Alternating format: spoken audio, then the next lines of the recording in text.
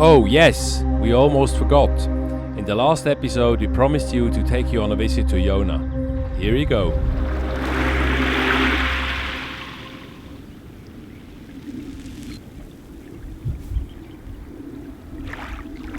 St Orne's Chapel is the oldest building on Iona. It's a small, intriguing little chapel, and internally it is simple and unadorned. Many of the grave slabs were taken away to preserve them from further erosion by the elements. As a result, Iona has one of the best collections of carved gravestones. But was it right that the graves which these stones once marked as a consequence have been rendered anonymous and unadorned?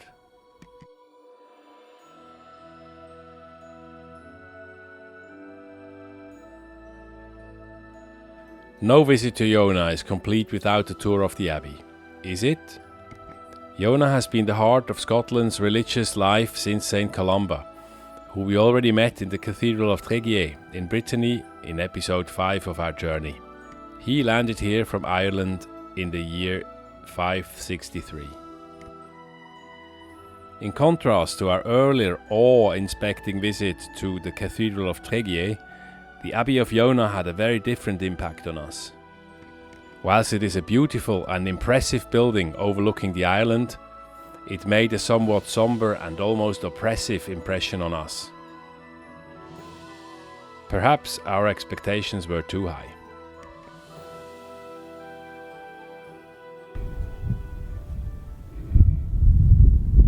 After this visit, we needed some air and space to clear our minds, and so we decided to climb the highest hill on Iona to get a better overview of the Holy Island. In the 6th and 7th century, Iona was quite regularly visited by raiding Viking parties, who slaughtered the monks and plundered the monasterial riches. In 849, after another devastating visit of the Norsemen, the monastery on Iona was abandoned. Was history still too present in our imagination? Too much alive? Nevertheless, we hiked up and down the small island and appreciated every step. The views were breathtaking. Finally, we came to a beach on the west side of Iona, and everyone let the day pass by.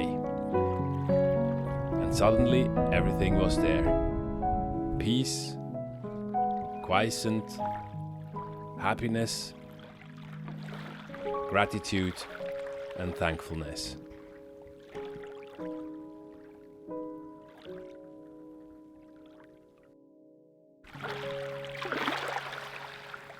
If you enjoyed this episode so far, please take a moment and hit the bell and subscribe, leave us a comment and give us a thumbs up. But now, back to where we were before Iona.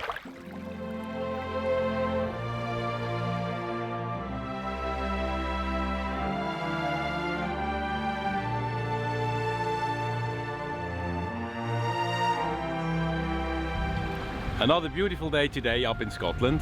We're leaving Tinker's Hole, our anchorage of last night, and we're on the way to Loch Spelve, which is near to Oban. It's about 30 nautical miles. Not sure whether we can sail anything today. There's not a lot of wind and we probably have it straight on the nose. We shall see. As you can see, there's plenty of rocks around, which make the navigation and pilotage a bit challenging.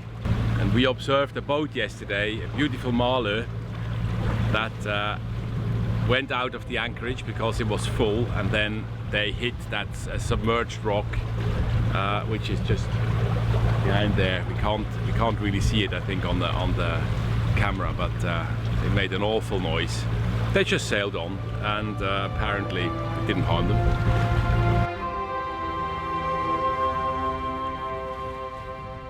Good morning. This morning my job was to lift up the anchorage, and it went pretty well. It wasn't that dirty, so I'm really happy about that. And now I'm enjoying motoring out to sea. I hope there's enough wind to sail. Thanks.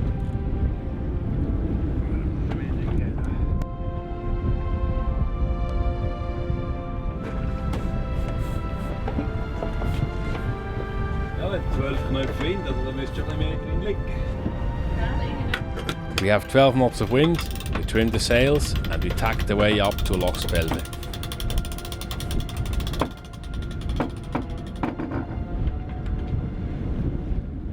Jetzt ist es nicht mehr so buchig, ja.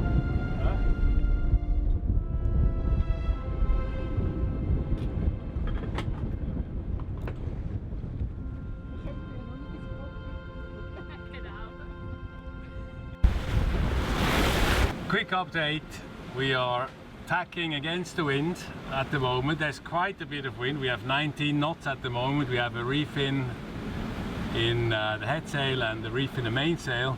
It's quite a bit more than actually was forecast, so we'll see how it goes, but at the moment we're going ahead nicely. We're making 6.2 knots through the water, so that's looks fine.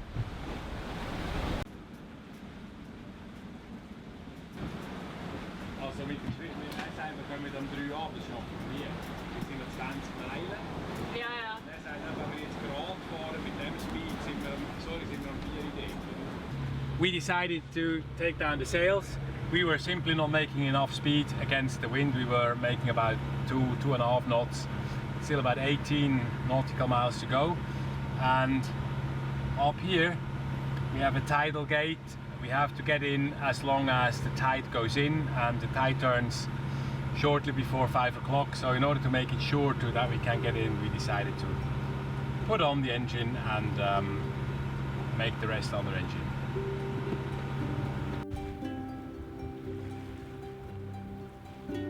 We're now just at the entrance of Loch Spelve,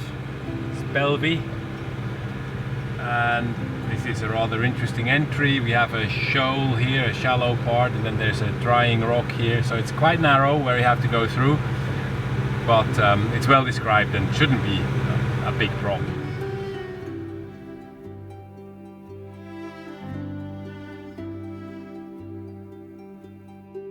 We have 2 knots of current that's pushing us inside, so we're doing quite even more now, 2.5 almost.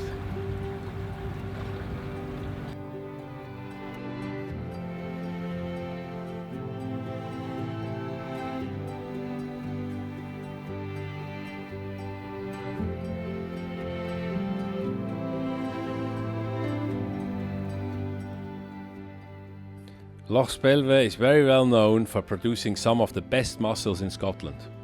The mixing of the salty seawater and the fresh water from the mountains give the mussels a sweet, fresh and salty taste. With virtually no habitants around the shore, the water quality is normally classified as top grade A. The mussels are grown on ropes suspended by buoys in the sea, and they feed naturally off plankton in the rich tidal flows.